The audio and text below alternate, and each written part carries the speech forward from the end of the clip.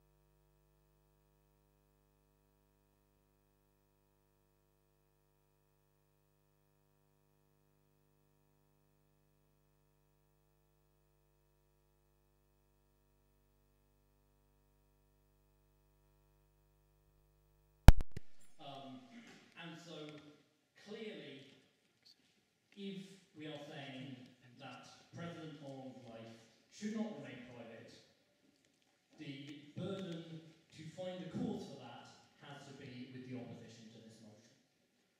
The assumption, this side believes, is to privacy. And we don't think that we really need to be making the case in an era post-Leveson, in an era where we can just see regimes around the world where people don't have privacy. That basically privacy is an absolute root for the societies we want to be living. And so, if we're going to argue that Hollande does not have privacy, there are two ways we can do this. Firstly, we can argue that people shouldn't have privacy as a blanket opinion, or we need to argue that Hollande has waived his right to privacy by something he has done. Those are the 2 points I want to do. Firstly, easily, why should people have privacy? Because it's absolutely crucial to maintaining a society where people have their freedom of speech and their freedom of thought, that people can have private lives that are genuinely private. I didn't realise cheating and having affairs was part of freedom of speech. I wasn't arguing that it was part of your freedom of speech. What I was arguing is that essentially what we should be concerned about with public figures is their public lives, not their private lives. What they do, if we focus, as we have been focusing, as the media focuses relentlessly on their private lives, this lowers the tone of public debate. It brings the entire thing down to below the playground level. It's not even the spats we see in the House of Commons. It's the, should I vote for this man because of, why is this an issue? Why is this something that we need to be concerned about? It's something Hollande needs to be concerned about. It's something his partner needs to be concerned about. But I don't think that it is our place as the general public, or the place of the French general public, to look at it and try and judge what people are doing for their country on the basis of what they are doing in the bedroom. The two simply don't have a fundamental connection. And I think that, again, it is very much the burden of the opposition to try and prove here that what you do with your penis affects your politics. I don't think it does, and I don't think it should. Have you ever heard of Bill Clinton? Yes. And I would advance precisely the same argument. Yeah, okay, I don't have much time left. So yeah, secondly, has Hollande waived his right to privacy? Again, no. Is there a public interest here? Is there a genuine reason why we should be looking at this case and saying, yeah, this is really going to affect world politics? Or should we be focusing on the fact that the French economy is going down the drain? Should we be focusing on the huge foreign affairs commitments that French forces are making in Africa? Should we be focusing on the things, the balance of things that President Hollande is doing on which people's lives depend? The balance that will make or break the fortunes of millions of people. And one final point is that this is not simply about President Hollande either. This is about all of the people involved in this case. And a further point which I think the opposition absolutely has to make is not only why we should be invading President Hollande's privacy, which you can argue there would be a moral justification for if you think that what he has done is morally wrong, but also why should we be invading the privacy of people close to him? Why is it fair on all of the people involved in this case to have the media in their face every minute of every day? That is something which I think we need to which I think needs to be discussed, and that is why I think that the assumption in this argument and the basic line of this argument has to run with the proposition. Thank you.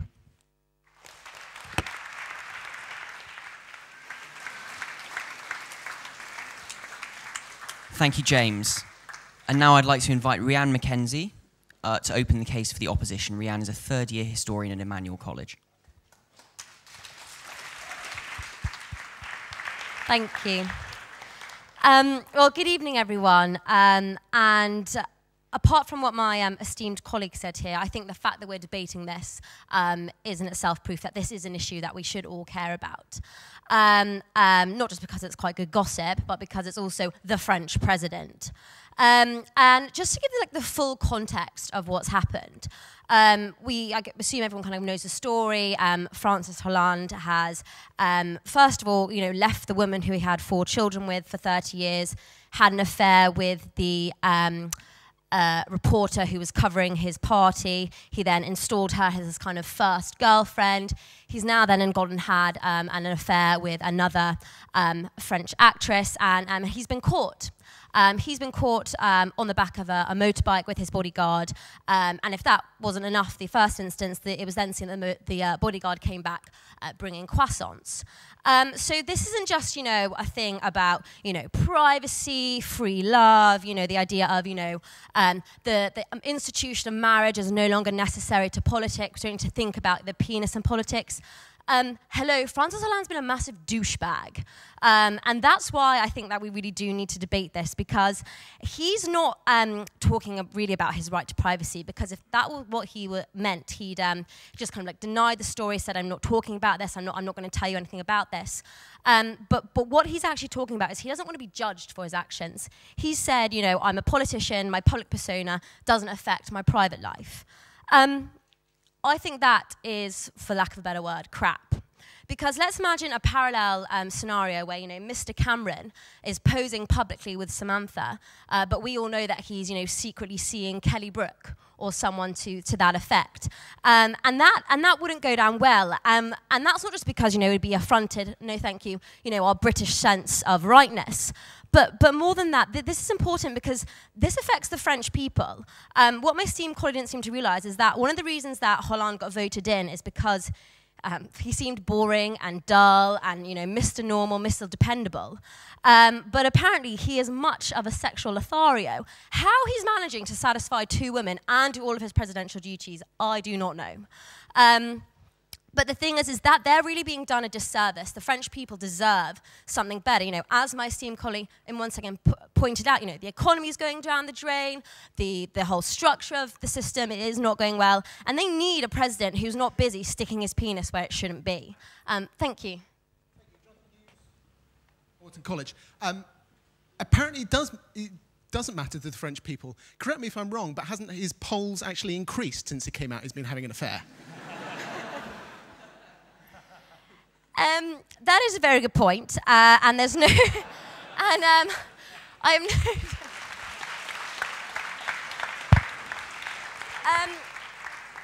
And what I would say to that is, okay, so maybe the sense that he is in this kind of menage a trois situation is more acceptable in France. But the fact is, he is a public figure. And this idea of a kind of like a right to privacy, it's not so much that your right is waived, it's that if you get the benefits of that public persona, that also comes with responsibilities. And the point is not that, you know, he was caught having an affair. Clearly, no thank you. In France, that's, you know, maybe a bit more liberal, you know, we're all into that. But he was stupid enough to get caught. And that, I think, is where the incompetency of his actions is really shown. And that's where we say, well, if you're going to be an idiot enough to get caught, then sure as hell we want to know about it. Because actually, personality and persona is a lot of reasons how people vote. They vote because of the way people look. They like the way politicians talk or the kind of suits they wear. So don't try and tell me that your personality doesn't affect who you are as a politician. Yes. Hello. Tom Harvey, Queen's College. Are you arguing then that we should be voting on the basis of how politicians look, how they dress, what they do with their private lives, or are you, or are we supposed to vote on their economic policies? I think it's naive to think that those things don't count and don't come into people's decisions when they choose to vote. I think if you think people are just looking at the policies, then you're completely disregarding how we exist in this media age of Facebook and Twitter, and we are all judgmental, and I think that applies to politicians as well. No, thank you. So to sum up, I think that if you aren't going to care about what's going on, then quite frankly, you're missing the point. But we deserve to know what Francis Hollande does on the back of his motorbike, because he was stupid enough to get caught, and for that reason, I beg you to oppose this motion. Thank you.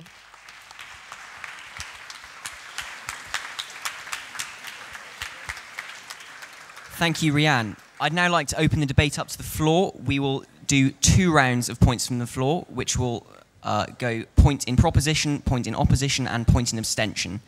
So does anybody have a point in proposition to begin with? Gentleman over there at the back. Tristan Roberts, Corpus Christi College. If the general public in France are actually in favour of Hollande's actions here, if his polls have risen, surely it's not stupid for him to get caught, and that actually it could possibly be a shrewd political move on his part.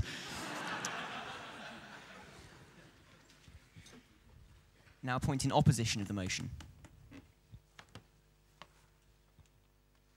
Gentleman there in the front.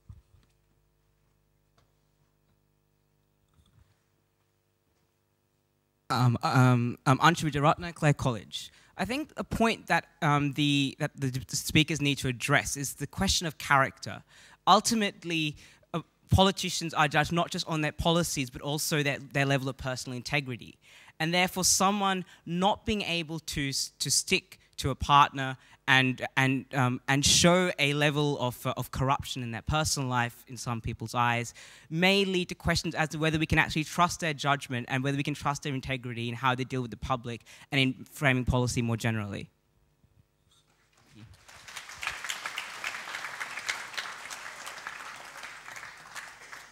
And now a point in abstention of the motion.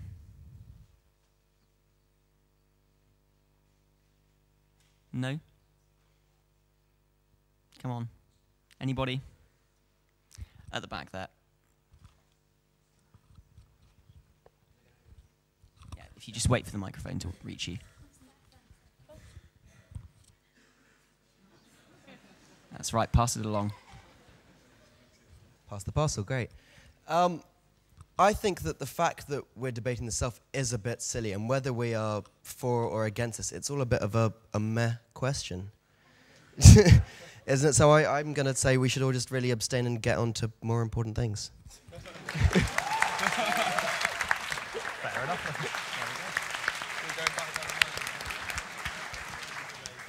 Thank you.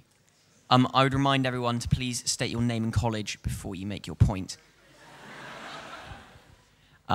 Now, another point in proposition of the motion.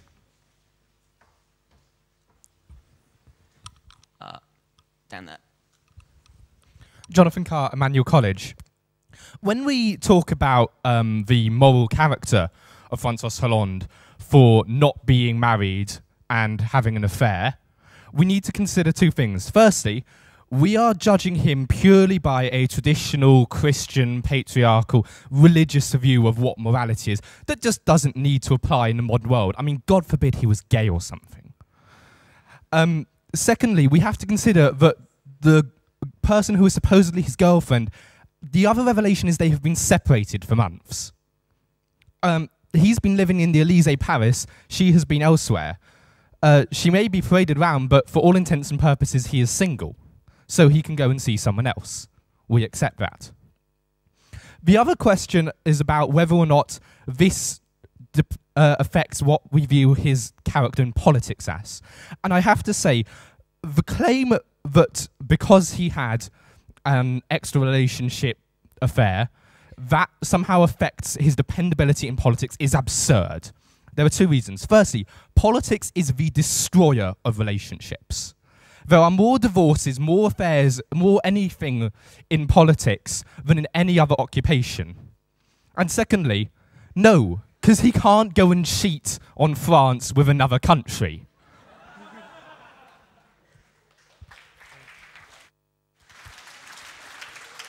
Thank you, Jonathan. Now, a point in opposition of the motion. At the back there.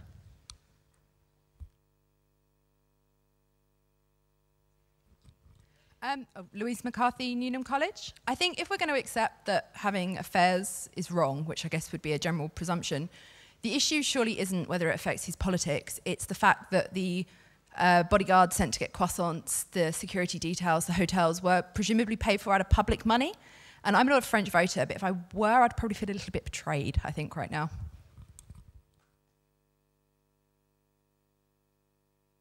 Thank you. And a final point in abstention of the motion, please. Down there at the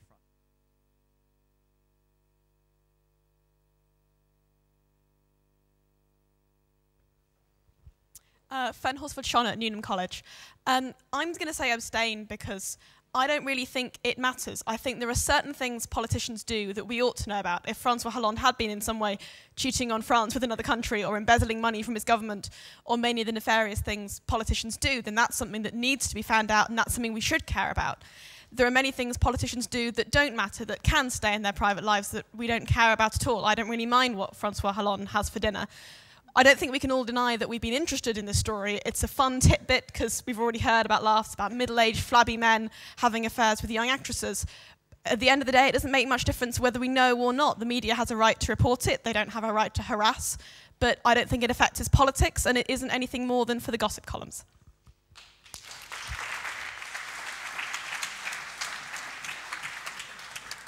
Thank you. Now, pressing on with the emergency debate, I'd now like to invite Christophe Epaminondas of Trinity College to propose the motion.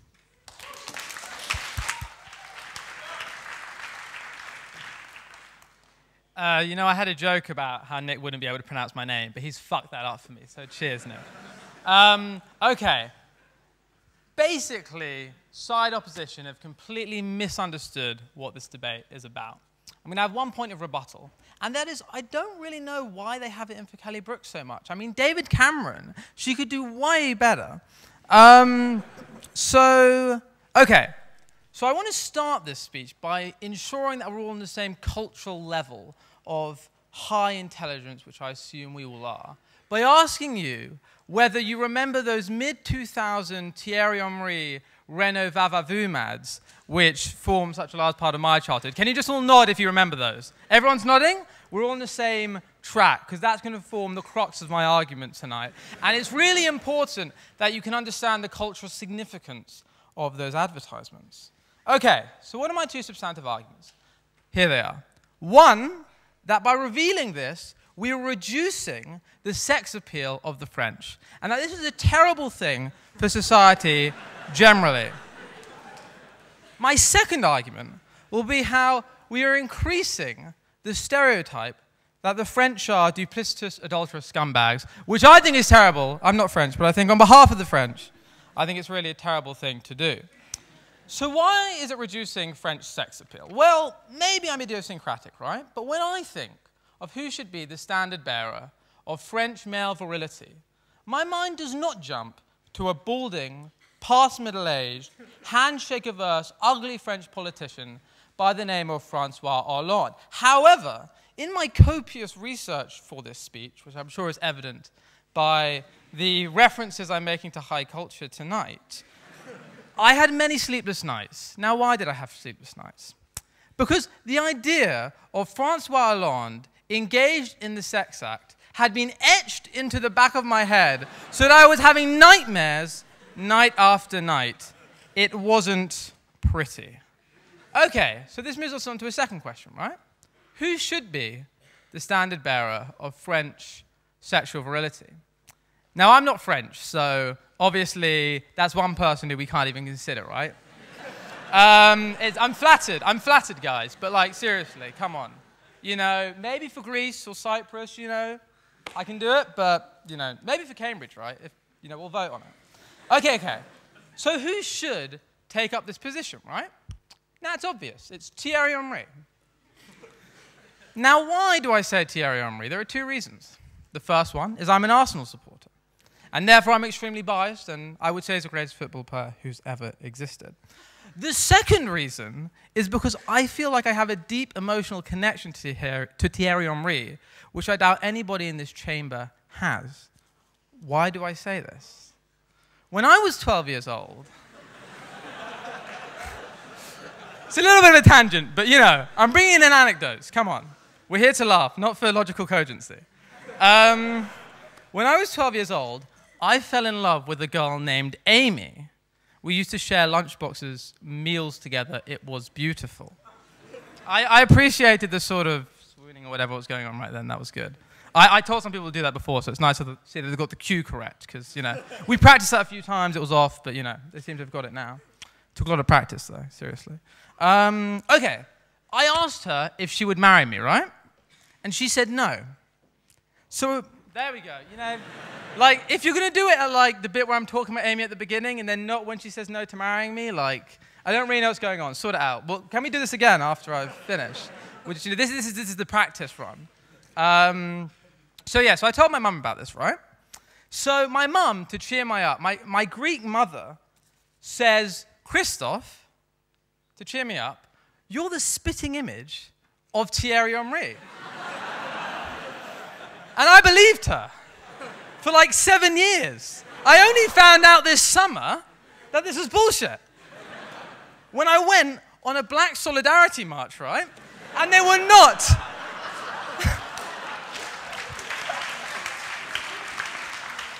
They were not treating me like one of the brothers. I'll just say that much.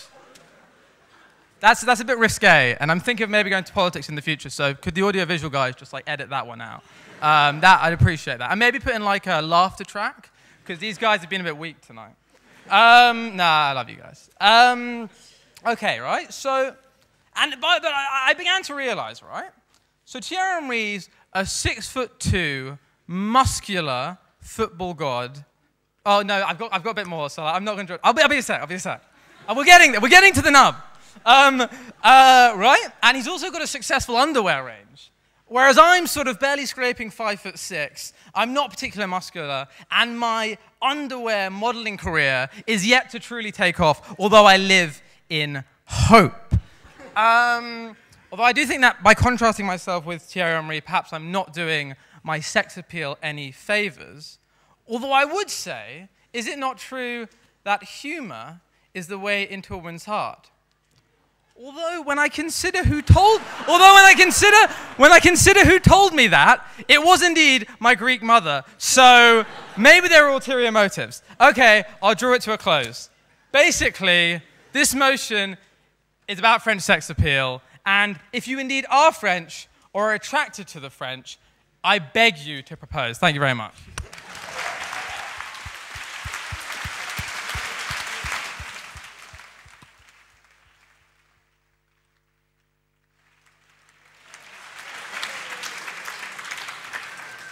Thank you, Christophe, or should I say Thierry.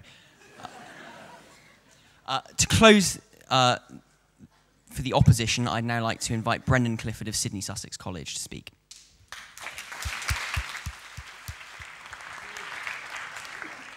Bonsoir, everybody.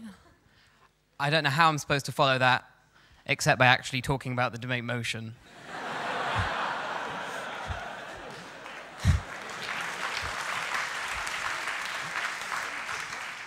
Now, I would like to confess a bias right before we start. My girlfriend is currently on an Erasmus scheme in Paris, so when it comes to French seducing gentlemen, I've got my beady eye on them, so may have an axe to grind. And also, seeing as Monsieur Hollande, and my pronunciation of Hollande is going to fluctuate about as much as his penis does, allegedly, seeing as he is suing everybody that says anything implying an affair, I'm just going to say the word allegedly 5 times now, allegedly, allegedly, allegedly, allegedly, allegedly, about the allegations I'm about to make. Sue those guys instead, Monsieur Hollande. Now, we're on a serious issue. We're talking about a very prominent politician, a major scandal, so I thought I would begin deadly seriously by quoting Batman. He said, "It is not what is underneath that matters, but what we do that counts." Now, I love privacy. I mean, it's benefited my Cambridge career immensely that people don't know the sort of stuff I've got up to, and I would defend everybody here's right to privacy, but I do feel politicians are different because they campaign, they put out this public persona, and I feel if their private behavior clashes with what they say publicly, they are hypocrites, and that is relevant to the public interest, especially when it comes to Monsieur Hollande. He is the leading citizen of France. He is the head of state. He's the embodiment of the state of France. He is the equivalent of the Queen. I think if he is a hypocrite or not is actually quite important to the French democratic process. So I think we should look at his actions and where they go against his behavior. And if he can be proven a hypocrite, I do feel that is actually in the French public interest and in our public interest because we're British and it's our job to criticize the French. Now, practical issues I've already mentioned. Security, he's been driving around on the back of a little motorbike, cuddling onto a security guard. It's cute, but it's dangerous. Also, he could have been blackmailed over it. The fact he kept a secret indicated he was embarrassed by it. That's also quite risky. And as has been mentioned, how on earth did he have time to have not only 1 girlfriend, but 2, keep one of them secret, and run an entire country when I cannot even run an undergraduate history degree? I'm actually sort of impressed by that. That's the one bit I'm impressed by. But Monsieur Hollande is a liar. He lied to his girlfriend, and I feel he did lie to the French state when he called her his first lady. I think people may have misunderstood him. They may have thought he was referring to his first lady in the Barack Obama, Michelle Obama sense, when really he meant he also had a second lady.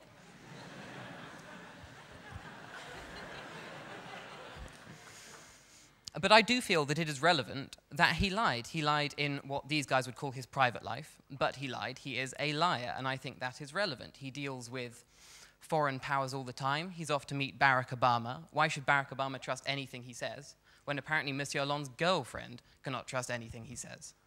It is revealing of Monsieur Hollande's character, and I feel that is relevant. Now we also get to the issue of competence. Monsieur Hollande runs what he cutely calls his affairs of the heart so incompetently that they have blown up in his face and caused a media scandal, which I'm quite happy to blame on him having an affair rather than the media blowing it out of proportion. He has handled his private affairs extremely incompetently, and a person that cannot handle their private affairs competently, I think that is a question of their judgment which could spill over into the public sphere. I feel it is relevant to whether Hollande is good enough for his job. I mean, he did a good enough job maintaining 2 relationships distinctly. That's sort of impressive, but it has blown up in his face. Now, finally, we get onto the fact that Monsieur Hollande is a hypocrite. When he was campaigning in 2012, when his affair with Madame, I practiced this, Gaillet, when his affair began, Madame Gaillet, he was attacking Monsieur Sarkozy for ditching his wife for Carla Bruni. He attacked Sarkozy for having an extravagant private life. When he got into power, he established a code of conduct for his cabinet, saying they must behave with dignity and austerity. He told the rich they must give more to the state. He told the poor they must accept less from the state. He told everyone to tone down their appetites. And then he went off and had sex with 1 woman too many. the man is a hypocrite. He said one thing, he argued for one thing, austerity, stoicism, self-denial, and then went off and did the exact opposite. Now, I'm drawing my speech to a close by returning to Batman. Batman's alter ego is Bruce Wayne, a playboy, but in reality, he is a good man working for justice. And Francois Hollande is the opposite, a man who pretends to be working for justice when, in fact, he is a playboy.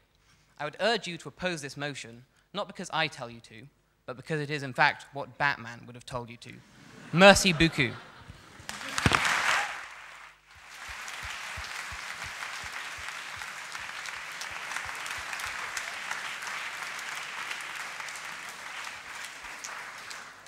Thank you, Brendan. Now, before we move on to voting, just one announcement this week.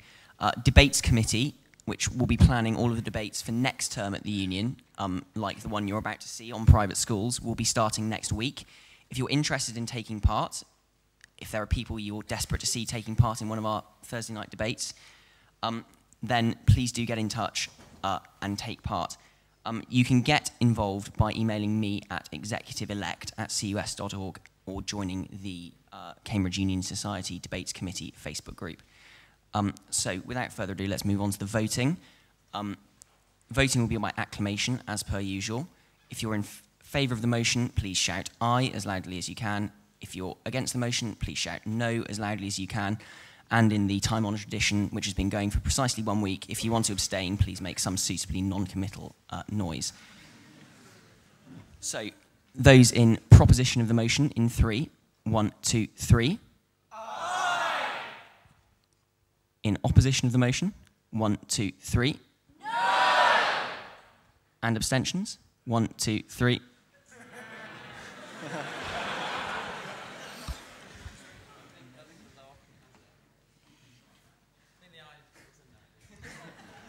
I think the noes have it. Thank you very much. Enjoy the main debate.